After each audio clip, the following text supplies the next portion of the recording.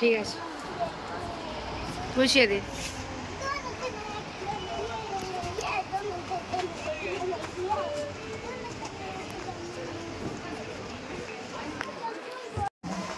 Station থেকে দূর কি কাছে? एक शेयरिंग से बड़ी नहीं है बच्चे।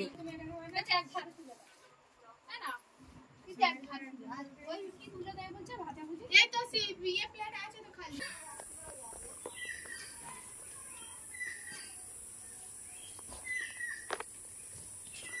देखो कितना কত পাতা গাছ না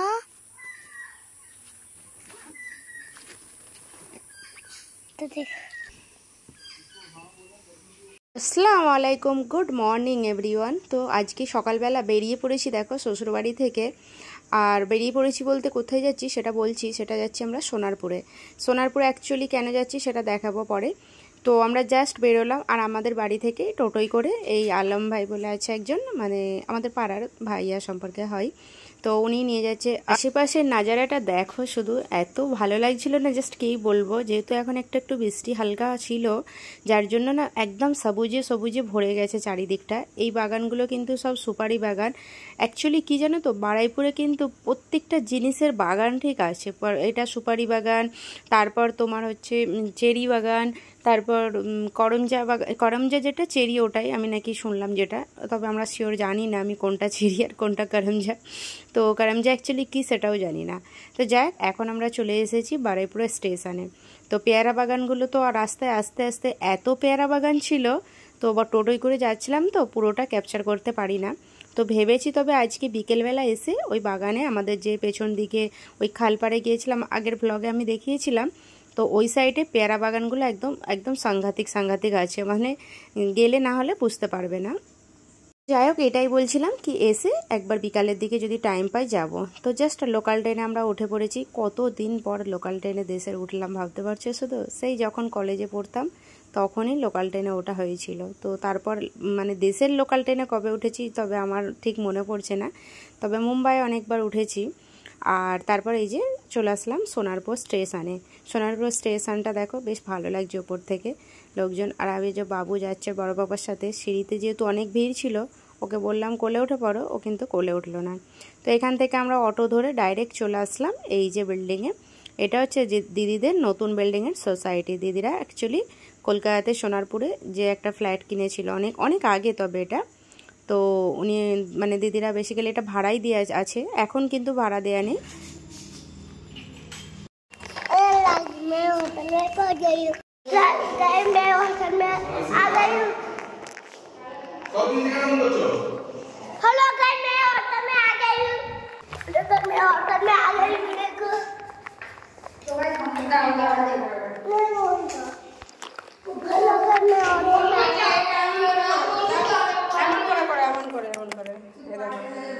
অ্যাকচুয়ালি ব্যাপারটা কী জানো তো, আমি যখন কিছু ব্লগ করি, কিছু ক্যাপচার করতে যাই, তো ও শুধু ফোনটা আমার কাছ থেকে নিয়ে নেয়, বলে মাম্মা আমি দেখাবো।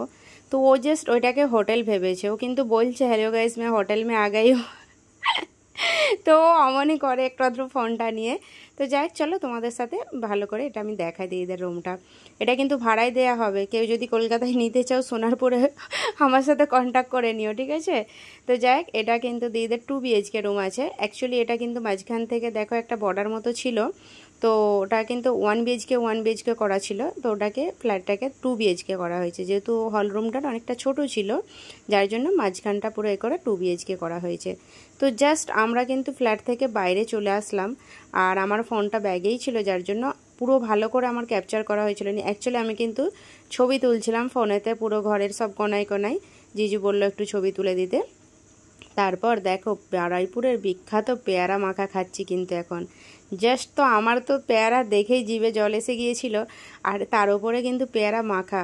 অ্যাকচুয়ালি পেয়ারা যখন আমরা ট্রেনে করে আসছিলাম না, তখন আমাদেরকে বললো 10 টাকায় এখন নাকি পেয়ারাটা সস্তা হয়। বর্ষার সময় যে পেয়ারাটা না, ওটা সস্তার পেয়ারা হয়, আর তোমার যেটা শীতকালে হয় সেই পেয়ারাটার দাম বেশি থাকে। তো ট্রেনে যখন আমরা জিজ্ঞাসা করলাম, বললো 10 টাকায় 4টে 5টা এমন করে দিয়ে দিচ্ছে। আর এখানে কিন্তু পেয়ারা মাখা যেটা নিলাম, ওটা কিন্তু 100 গ্রামে তোমার 10 টাকা নিয়েছে। আমরা 600 পেয়ারা ছিল, তো আমার 60 টাকা নিল। মাখাটা কিন্তু দারুণ লেগেছিল খেতে। তারপর আমরা চলে আসলাম আবার বারুইপুর স্টেশনে। আর স্টেশনে এসে বসেছিলাম। এই যে জিনিসটা, এটাকে আঁশফল বলে, বেসিক্যালি এরা নাকি আঁশফল বলে, তবে এই ফলটা আমাদের ওইদিকে পাওয়া যায় না। এটার কিন্তু বারুইপুরে ভীষণ মানে অনেক বড় বড় বাগান আছে, তো পেয়ারা বাগানও আছে, আঁশফলেরও বাগান আছে, তো ভেবেছি একবার যাব। তারপর আমরা স্টেশনে আঁশফলটা কিন্তু নিলাম। ওটা পুরো খেতে ওই তোমার লিচুর মতোই, মানে লিচুর মতো, কিন্তু টেস্টটা একটু অন্যরকম। আমার তবে বেসিক্যালি ভালো লাগেনি পার্সোনালি, কোনো মানে ওটা একটুও ভালো লাগে না। আঁশফল তো আঁশফলই, একটা কেমন আস্তে আস্তে গন্ধ করছিল। তারপর এখানে আমরা নিয়ে নিলাম সোডা, জিরা সোডা যেটা। তো রাজা জাস্ট বাবুকে নিয়ে ওইদিকে বসেছিল। তো ওখান থেকে খাওয়া দাওয়া করে আমরা তারপরে ট্রেনে উঠে পড়েছিলাম। ট্রেনে এত ভিড়, সাংঘাতিক ভিড়, মানে যাচ্ছে তাই একটা ব্যাপার বলবো। তো যাই করে আসলাম, এসে এই বারুইপুর স্টেশনে নেমেছি। এখানে আবার বাবু মানে ও তো বেসিক্যালি গাড়ি টাড়ি যেটা দেখবে ওকে রাস্তাঘাটে দেখা মানে কিনে দিতে হবে। এই যে একটা দেখো রয়্যাল বুলেট নিয়ে নিয়েছে, আর বুলেটটা সত্যি বলবো এত দারুণ লাগছিল আমাকে দেখতে, পুরো একটা অরিজিনাল। তারপর আমার না এত ওই দিন গরম হচ্ছিল, আমি যতই ঠান্ডা খাচ্ছি ততই আমার মানে মন ভরছে না। ওখানে জিরা সোডা খেয়ে আসলাম। তারপর এসে ফের আমি একটা মানে তোমার টক দইয়ের লস্যি খেলাম, ফির একটা আইসক্রিম নিলাম। মানে শুধুমাত্র এত গরম ছিল ওই দিনে, তো এই কারণেই না আমার পুরো 10-12 দিন গলা টলা পুরো বসেছিল, শরৎ গরম যেটা হয়ে গেছিলো। আর একটা জিনিস এখানে দেখলাম, মুম্বাইয়ে যেসব কালেকশানগুলো থাকে না ড্রেসের, আমি কিন্তু প্রত্যেকটা কালেকশান এই দোকানটাতে দেখতে পেলাম। আমার এত ভালো লেগেছিল, আমি তো ভাবলাম নেক্সট বার যখন দেশে আসবো না আর মুম্বাইয়ের ড্রেস নিয়ে আসবো না। এখানে মানে সবই দেখছি খুব সুন্দর সুন্দর ডিজাইন আছে। তো এখান থেকে এই যে এইটা আমাকে খুব ভালো লাগলো, তো এই ড্রেসটা নিলাম। আর আগের যে সাদা ড্রেসটা দেখালাম ওই ড্রেসটা নিয়েছি, এই ড্রেসটা আর ওই ড্রেসটা নিয়েছি আমার জায়ের জন্য, আর একটা নিলাম আমার ননদের জন্য। তো যে যেটা ভালো লাগবে নেবে। তো তারপরে বাড়িতে গেলাম, তবে এটা আমার ননদ নিয়েছিল, আর হোয়াইট কালারেরটা সেটা আমার যা নিল। তো ড্রেসগুলো কিন্তু সত্যি বলো খুব বেশি দামও যে তাও না এখানে, মানে যেমন মুম্বাই আমরা যেই রেটে পাই সেই রেটে। আর এমন ধরনের না সেম জামা একটা মানে আমার আছে বাড়িতে, আমি ওটাই বলছিলাম। তো উনিও মানে বললো যে হ্যাঁ এখানে, মানে যখন বললাম সেম ড্রেস আমার কাছে একটা আছে, আর এগুলো সব কিছুই সব কালেকশানগুলোই কিন্তু আমি দেখতে পাচ্ছি বাইরের স্টাইলে। তো উনি বললো হ্যাঁ আমাদের বাইরের থেকেই বেশি আসে, মানে আমি ওখান থেকেই বেশি নিই। তারপর ওখান থেকে চলে আসলাম এখানে, আমার একটা ছোট্ট পুচকে দেওয়ার আছে, তার জন্য মানে আমার মেজো শাশুড়ি ছেলের জন্য একটা ড্রেস নিতে আসলাম। দিদিও একটা নিল, আমিও একটা নিলাম। তারপর এই দোকানে আসলাম একটা নাইটি নিতে আমার শাশুড়ির জন্য যেহেতু শাড়ি নিয়েছিলাম, তো মা বললো একটা নাইটি নেবে। এই গরম তো ভীষণ সাংঘাতিক একটা গরম আছে তাই না, যার জন্য সবাই এখন বেশিরভাগটা নাইটি পরা। আমার শাশুড়ি এমনিতেই মুম্বাই থেকেই নাইটিটা পরতো, তো ওনার পরা একটা আছে, তো উনি একটা নিল। আর আমার ওই কাপ্তানটাও বেশ ভালো লাগলো, আমি একটা কাপ্তান নিলাম, মায়ের জন্য একটা ওটা নিলাম। তারপর এই যে দেখো ব্যাগগুলো এত হয়ে গেছিলো, আমি ওকে বলছিলাম যে মুম্বাইয়েও শপিং করতে গেলে এত ব্যাগ হাতে হয়ে যায়, আর এখানেও কিন্তু সেম। আর আমাদের দেখো অবস্থাটা কিন্তু ঘেমে না পুরো এত অবস্থা খারাপ হয়ে গেছিলো। রাজার মুখটা দেখো, দিদি আমরা সবাই কিন্তু শুকিয়ে আধা হয়ে গেছিলাম। তারপর এই যে যাচ্ছি স্টেশনের গা ধরে, কিন্তু আমাদের এখন টোটোটা যাবে ওই 20-25 মিনিটের মতো, আমাদের বারুইপুর থেকে 20 মিনিট ম্যাক্সিমাম লেগে যায় বাড়িতে যেতে। बैठ गया हूँ, ऑटो में बैठ गया हूँ। टोटो, अरे बाबा सोच रहा था टोटो, अरे बाबा। বাড়িতে এসে কিন্তু খাওয়া দাওয়া করে নিয়েছি। আর আমার ননদ না এই ড্রেসের পিসটা আমার জন্য আগে থেকে নিয়ে রেখেছিল। অ্যাকচুয়ালি আমি আগের বারে যখন এসেছিলাম ও একটা এই ধরনের ড্রেস পরেছিল, আমার বেশ ভালো লেগেছিল।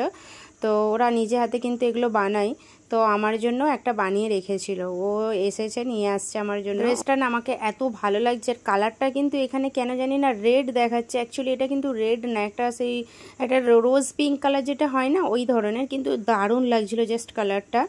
তো আমার বেশ ভালো লাগলো, থ্যাংক ইউ। তো তারপর এই যে এখানে রান্না বান্না হচ্ছে। দিদিরা যেহেতু আজকে রাত্রিতে বেরিয়ে যাবে না, দিদিদের আজকে টিকিট ছিল, তো সেই জন্য বেরিয়ে যাবে। তো এখানে মাছ নিয়ে আসছিলো, এই মাছটা ঝাল করা হচ্ছে, তো রান্না হচ্ছে, তো এইগুলো নিয়ে যাবে। তারপর এইদিকে দেখো আঁশফল নিয়ে সবাই বসে পড়েছে।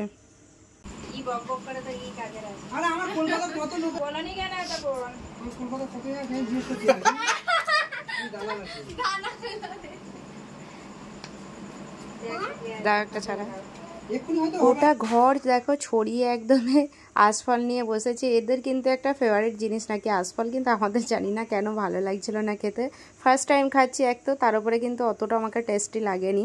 তবে অনেকটা লিচুর মতো আছে, কিন্তু একদম যে ফ্লেভার না, আঁশটা একটা গন্ধ আছে। তারপর এখানে দেখো মেজো শাশুড়ি বানাচ্ছিল ওই নারকেল ভাত, যেটা বলে পোলাও, নারকেল পোলাও বানাচ্ছিল। তো আমি এদিকে কিছু বাসন ছিল আমাদের, নিয়ে ধুয়ে নিচ্ছিলাম। তারপর এই যে এখানে কিন্তু নারকেল ভাতটা অলরেডি হয়ে আসছে, কিছুটা বাকি আছে। অনেক দিন পর না নারকেল ভাত খাবো। তো মেজো শাশুড়িও বলছিল আমাদের যেহেতু মেজো শাশুড়িদের বাড়িতে মানে নেমন্তন্ন খাওয়া দাওয়া, তো একই সাথে যেহেতু জয়েন্ট বাড়ি, তো ওনাদের বাড়িতে আজকে আমরা খাওয়া দাওয়া করবো, নেমন্তন্ন করেছে আমাদেরকে।